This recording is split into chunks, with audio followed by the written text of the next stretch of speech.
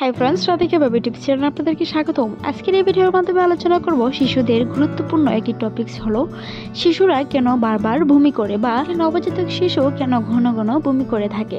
বাচ্চার ঘন ঘন বমি এর মধ্যে লুকিয়ে নেই তো তার কোনো শারীরিক সমস্যা। তো ঘন ঘন পরিমাণের চেয়েও বেশি বমি করলে অবহেলা করবেন না। মনে রাখবেন, জটিলতা থেকেও সৃষ্টি হতে পারে বড় ধরনের রোগ।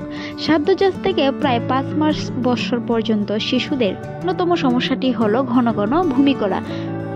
শিশুর ঘন ঘন বমি হয় মা বাবার দুশ্চিন্তার কারণও বটে। সমস্যা আরো গুরুতর হতে পারে যখন শিশুটি কথা বলতে না পারে। এক সময় শিশু এক লাগাতে বমি করলেও অভিভাবকরা তেমন গুরুত্ব দেন না, এতে কিন্তু শিশুর মারাত্মক ক্ষতি হতে পারে। সবসময় যে শুধু খাওয়ার জন্যই বমি হয় তা কিন্তু নয়।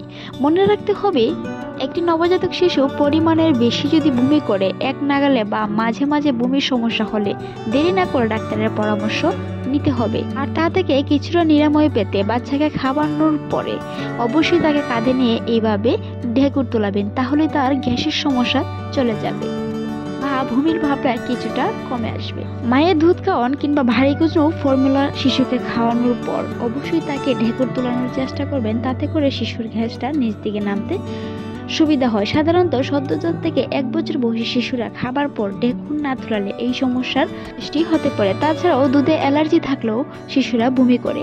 ইউরিনারি ট্র্যাক্টে ইনফেকশন, প্যানক্রিয়াটিস, লিভারের রোগ কিংবা অ্যাপেন্ডিসাইডের সমস্যা থেকেও এই বয়সী শিশুদের ঘন ঘন বমি হয়ে থাকে। বাচ্চার কানে ব্যথা, কোনো সার্জিক্যাল কারণ, এমন ইনফেকশন কিংবা ম্যালনিউট্রিশন সমস্যার কারণে এটি হতে পারে। এছাড়াও ব্রেনের সমস্যা যেমন নিউরোক্যাপাসিস, মেনিনজাইটিস এবং সেপ্টিসেমিয়া থেকেও এই সমস্যা হতে পারে। পেট খারাপ বা গ্যাস্ট্রোএন্টেরাইটিসের সমস্যা থেকেও, পেরিনডাইটিস বা হরমোনের সমস্যা থেকেও এরকমটা হতে পারে।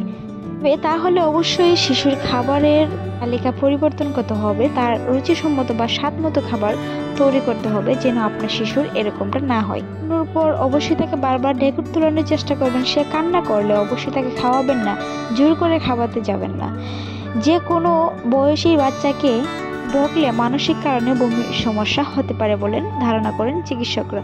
সবসময় বাচ্চাকে হাসি খুশি রাখার চেষ্টা করুন, বাচ্চার সাথে ভালো বিহেভ করুন। বমি করতে করতে যাতে ডিহাইড্রেশন না হয় সেজন্য অল্প অল্প করে ওরাল স্যালাইন খাওয়াতে পারেন।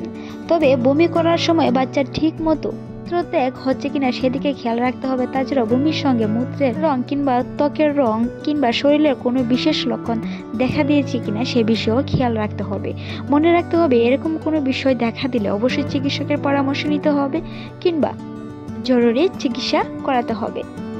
বাইরের খাবার খাওয়াবেন না, জুস, ফিক কিংবা পটেটো এরকম ধরনের খাবার অবশ্যই বাচ্চাকে এড়িয়ে চলতে হবে। এমনকি খেয়াল রাখতে হবে সে যেন খাবারের উপর ঢেকুর তুলে, এমনকি তার খাবারটি তাড়াতাড়ি হজম হয়।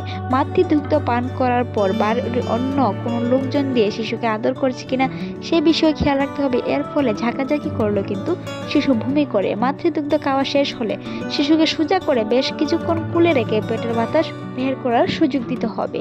তারপর ধীরে ধীরে বিছানায় শুয়ে দিলে বমির সমস্যা হওয়ার সম্ভাবনা অনেকটাই কমে আসবে।